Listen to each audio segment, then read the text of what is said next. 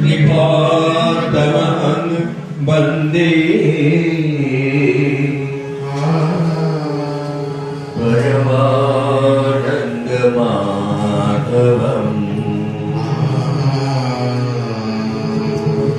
বিধবী ক্রিয়াবান বলিলেন, ক্রিয়ারূপ সাধন সমরে প্রবৃত্তি পক্ষের অসুরাধিপতি মন নিহত হইলেন। দেহাভ্যন্তরস্থ দেবগণ সাধন সমরে অভীষ্ট সিদ্ধ হওয়ায় সকল দিক উদ্ভাসিত দেবী দীপ্যমান আত্মসূর্যরূপী ব্রহ্ম শ্যামাচরণকে তপ করিতে লাগিলেন।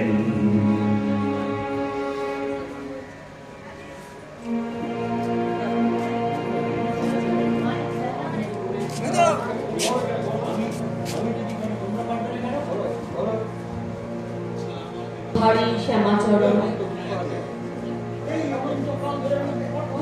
ধরে পৃথিবী তার কক্ষপথে ঘুরে চলেছে ব্রহ্মের ইচ্ছায়, আর সেই ঘূর্ণি চক্রে তালে তালে এসেছে সত্য ত্রেতা দাপর কলিরূপ চার যুগ। প্রতি যুগ সন্ধিক্ষণে ভগবানেরও আগমন ঘটে মর্ত মানবের দ্বারে দ্বারে। তাই তো আমরা দেখেছিলাম ত্রেতার শেষ লগ্নে ভগবান রামচন্দ্রের আবির্ভাব। দাপরের শেষে দেখেছিলাম শ্রীকৃষ্ণের আবির্ভাব। 1235 বঙ্গাব্দে 1828 খ্রিস্টাব্দে কৃষ্ণনগরের ঘুরিনিতে ভগবান শ্যামাচরণের আবির্ভাব। আবার তুমি জননী আবার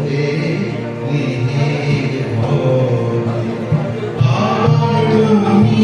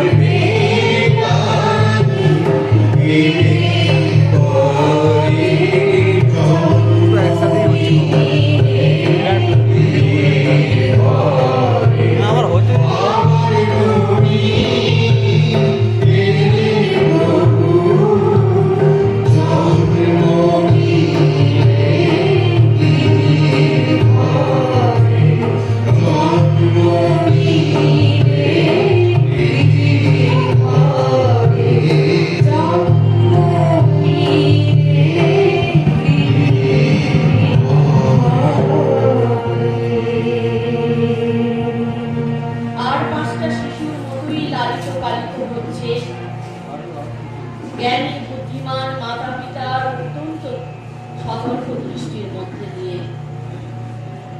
শিশু শ্যামাচরণ সবেমাত্র বসতে শিখেছে। একদিন বুদ্ধিমতী মাতা মৃত্যুকেশী দেবী শিশুকে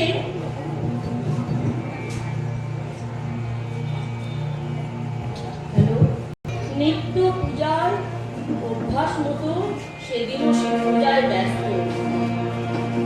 শ্যামাচরণ মায়ের পাশে চোখ বুজে ধ্যান মগ্ন। অকস্মাৎ এক জটাজুটোধারী সন্ন্যাসী এসে পূজার সামনে এসে দাঁড়ালেন। মাতা মুক্তকেশী দেবী ভয় পেয়ে শিশুকে বুকে জড়িয়ে ধরে বললেন, অভয় দিয়ে বললেন, ভয় পেও না মা, আমি তোমায় এক সত্য কথা জানাতে এসেছি। তোমার এই পুত্র সাধারণ মানব শিশু নন।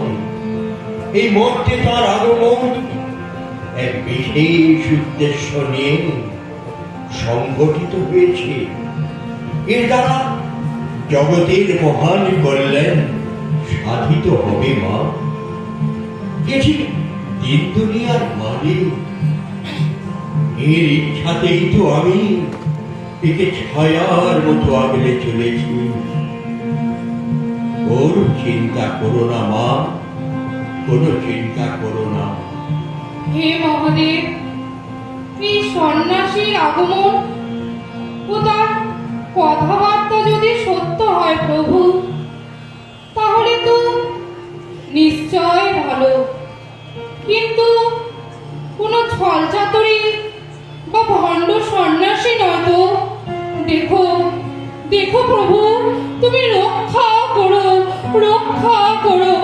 শান্ত মৃদুভাষী শান্তির মূর্ত প্রতীক শ্যামাচরণ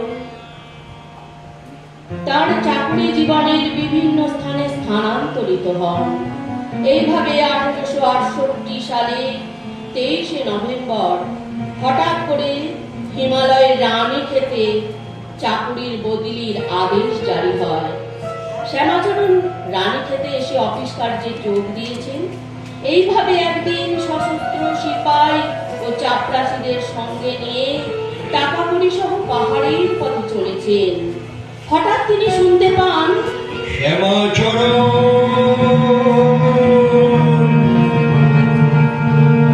হে শ্যামাচরণ, ইধার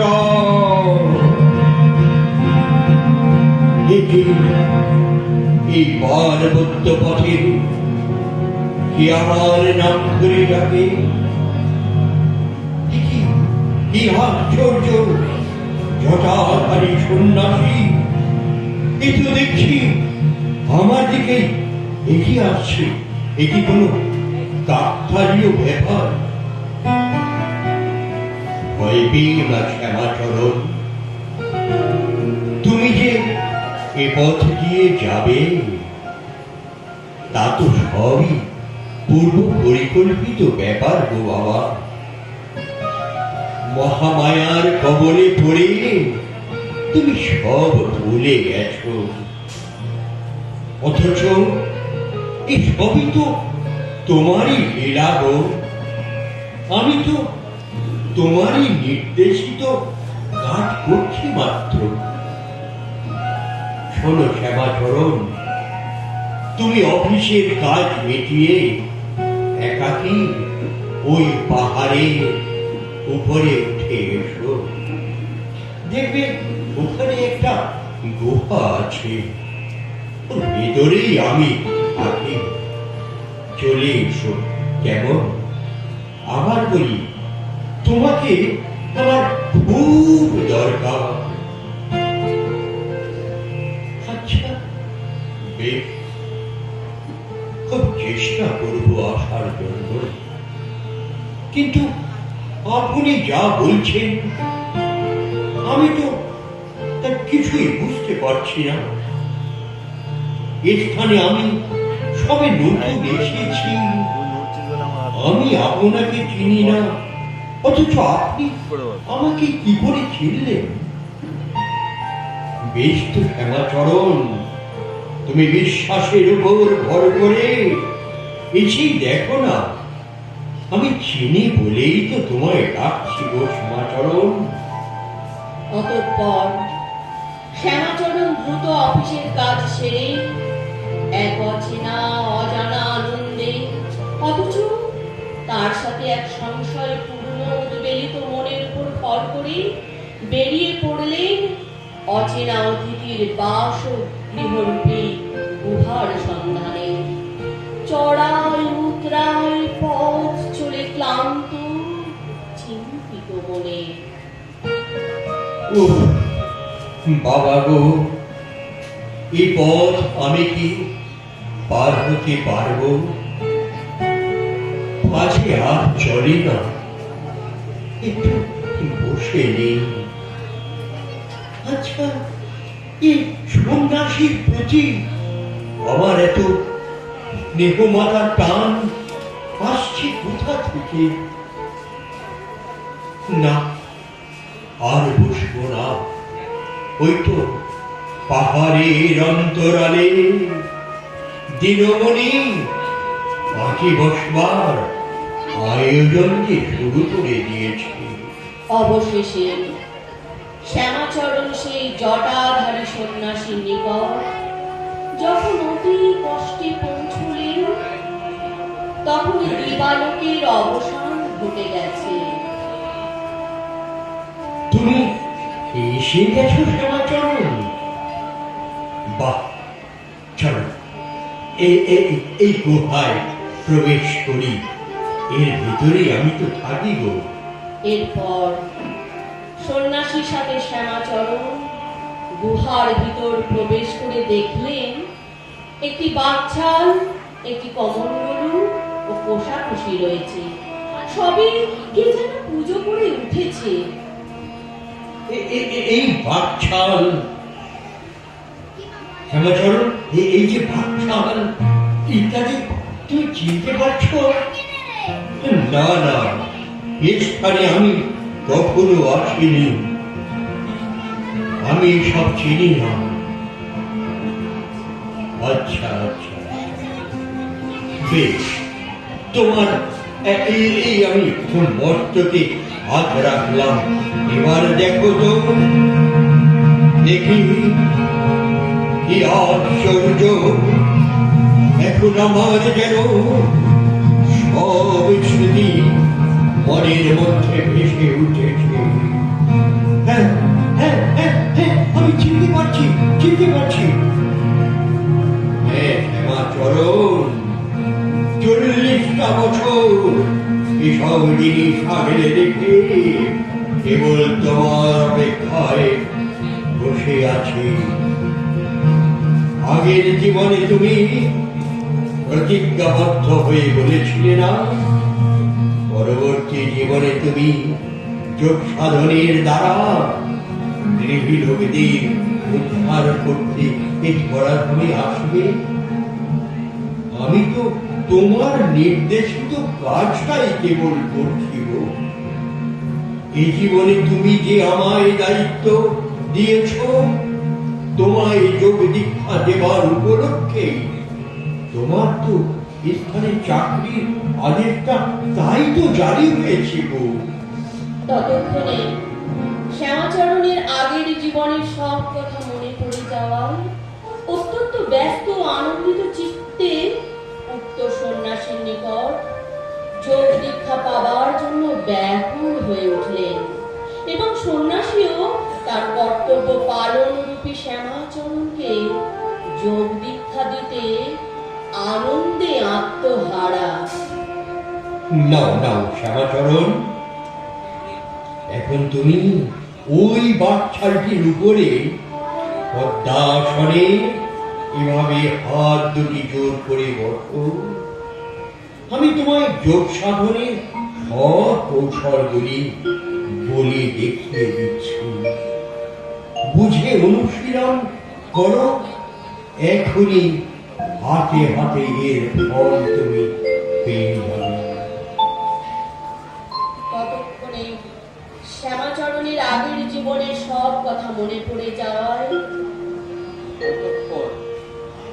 অতঃপর শ্যামাচরণ শ্যামাচরণ যে মহান উদ্দেশ্য নিয়ে এ ধরাধামে এসেছেন, তার শুভ সূচনারূপী যোগ সাধন কিছুক্ষণ করার সাথে সাথে এক পরম তৃপ্তির মধ্যে দিয়ে ধীরে ধীরে ধ্যান মগ্ন হয়ে পড়লেন। অবশেষে গভীর সমাধিতে ডুবে গেলেন। পৃথিবীর ইতিহাসে এক নতুন দৃষ্টান্তের সৃষ্টি হলো। Hare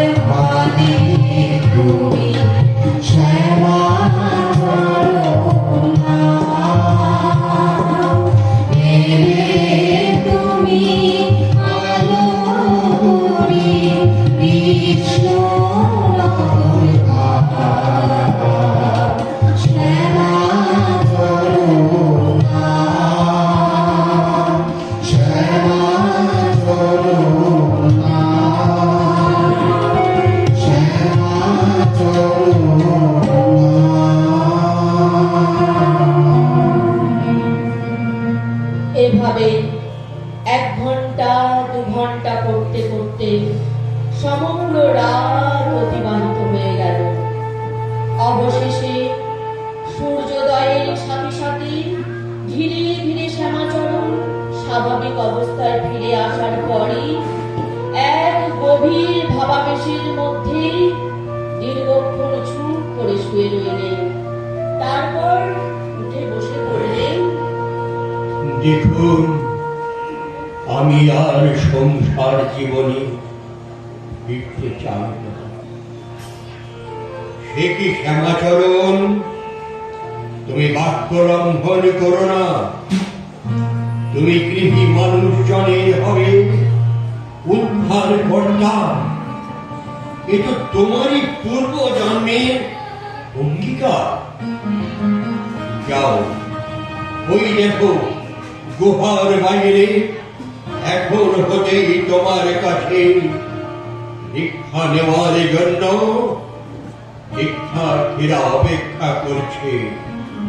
যাও যাও, তাদের তুমি যোগ দীক্ষা দান করো। এ আপনি কি বলছেন? আপনার সামনে এ কাজ আমি কি করে করি বলুন? না না শ্যামাচরণ, এদের সঙ্গে আমার দেনা পাওনার কোনো সম্পর্ক নেই। তোমার সাথেই যে ওদের সম্পর্ক গো। অবশেষে ওই দিন হতেই শ্যামাচরণকে যোগাচার্যের দায়িত্ব গ্রহণ করতে হয় এবং সন্ন্যাসীর নিকট হতে যোগ সাধনের সমস্ত পাঠ, সাধনের সূক্ষ্ম বিষয়গুলি সম্পূর্ণরূপে অবগত হয়ে সংসার জীবনে ফিরে আসেন। পূর্ণ গৃহীর জীবনের সমস্ত দায় দায়িত্ব পালন, অফিসের কাজকর্ম নিপুণভাবে করার সাথে সাথে যোগ দীক্ষা দান ও যোগ সাধনের গভীর প্রদেশে প্রবেশ করে নিজ পরিচয় পেয়ে গেলেন শ্যামাচরণ। তিনি তাঁর প্রতিদিনের সাধনার উপলব্ধি, দর্শন ইত্যাদি নানান উপদেশ বার্তা সম্বলিত এক দিনলিপির মধ্যে লিখলেন নিজ পরিচয়। আমি কৃষ্ণ, আমি মহাদেব, আমি চতুর্ভুজ নারায়ণ। আমার রূপ থেকে এই জগতের প্রকাশ। আমি একমাত্র পুরুষ, আমি আদি পুরুষ ভগবান। আমি অক্ষর পুরুষ, আমি ছাড়া এ জগতে আর কিছু নাই, আর কিছু নাই। প্রভু তুমি ছাড়া আর আছে কে? প্রভু তুমি ছাড়া আর আছে কে? প্রভু তুমি ছাড়া আর আছে কে?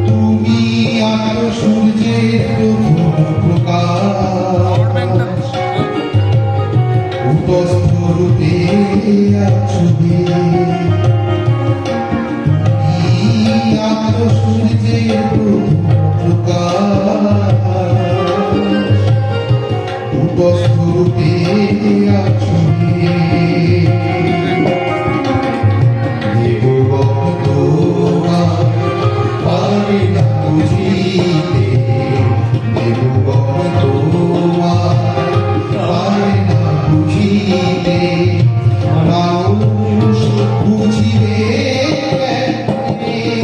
প্রভু তুমি ছাড়া আর আছে কে?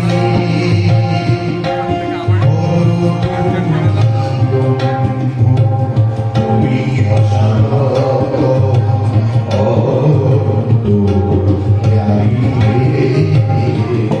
প্রভু তুমি ছাড়া আর আছে কে? প্রভু তুমি ছাড়া আর আছে কে? প্রভু তুমি ছাড়া আর আছে কে? প্রবাদ বাক্যে আছে জহুরি যে জহর চেনে। তাই একদিন কাশীর ত্রৈলোক্য স্বামী শ্যামাচরণকে চিনে নিলেন। প্রতিদিনের মতো সেদিনও ত্রৈলোক্য স্বামী মৌন ভাবাবেশী তার পঞ্চগঙ্গার ঘাটের আশ্রমে শুয়ে আছে। অকস্মা শ্যামাচরণ লাহিড়ী তার সামনে উপস্থিত হওয়ার সাথে সাথে স্বামীজি উঠে দাঁড়িয়ে তার বিশাল বক্ষে জড়িয়ে ধরলেন এবং বেশ কয়েক মিনিট এইভাবে তাদের মধ্যে এক গভীর ভাব বিনিময় ঘটে যায়।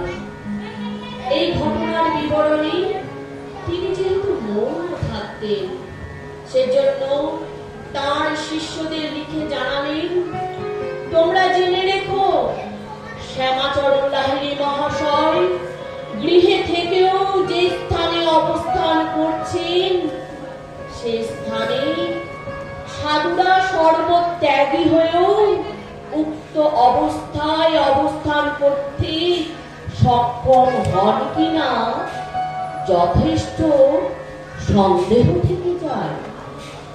তুমি শ্যামাচল তুমি মহাদেব তুমি শ্যামাচল তুমি মহাদেব তুমি শ্রীকৃষ্ণ ভগবান তুমি সর্বব্যাপী তুমি অন্তর্যামী তুমি নারায়ণ ভগবান তুমি শ্যামাচল তুমি মহাদেব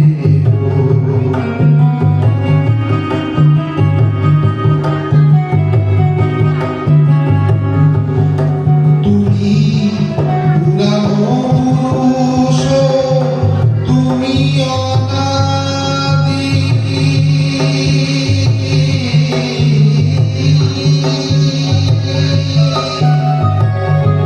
তুমি পুরাণপুরুষ তুমি অনাদি তুমি স্বয়ং ভগবান তুমি মঙ্গলকারী তুমি জগৎস্বামী তুমি মঙ্গলকারী তুমি জগৎস্বামী তুমি সর্বযুগের ভগবান তুমি শ্যামাচল তুমি মহাদেব ভগবান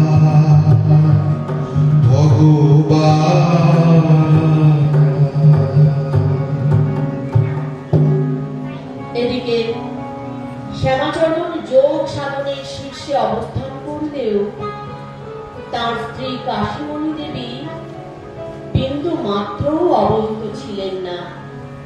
একদিন গভীর রাত্রে কাশীমণি দেবী হঠাৎ ঘুম ভেঙে গেলে পর স্বামীকে না পেয়ে বললেন, এ কি তুমি কোথায় গেলে গো?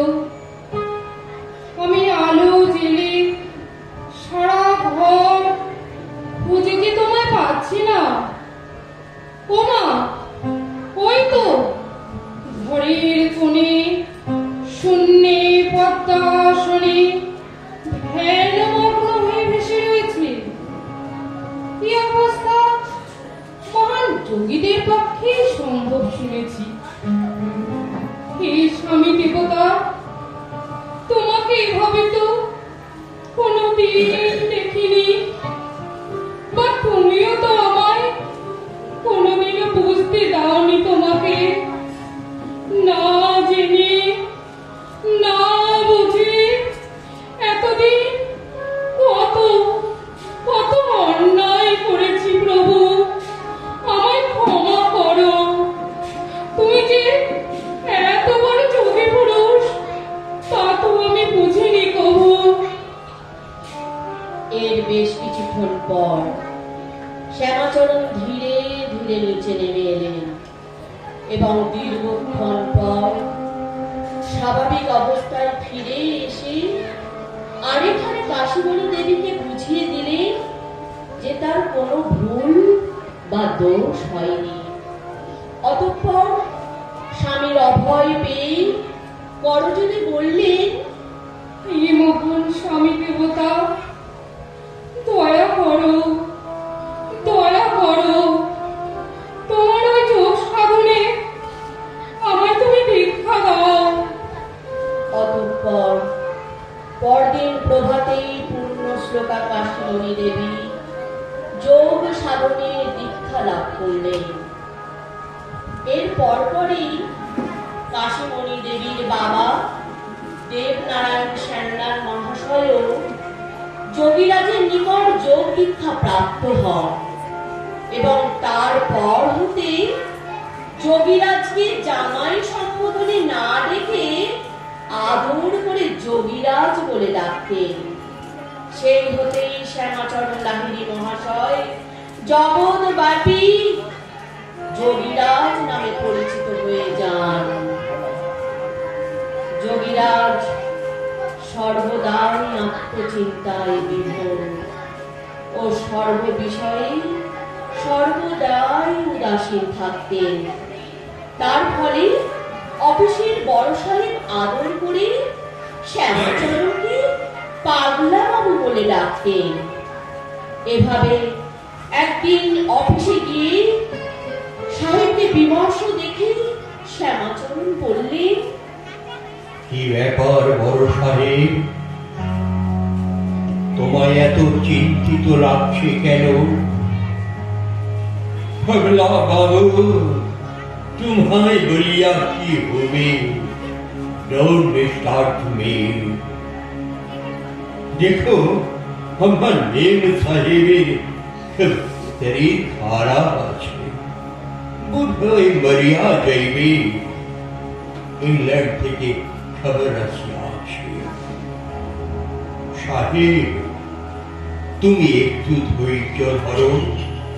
তোমার মেম সাহেবের সব খবর কিছুক্ষণের মধ্যেই আমি এনে দেব। কিন্তু তুমি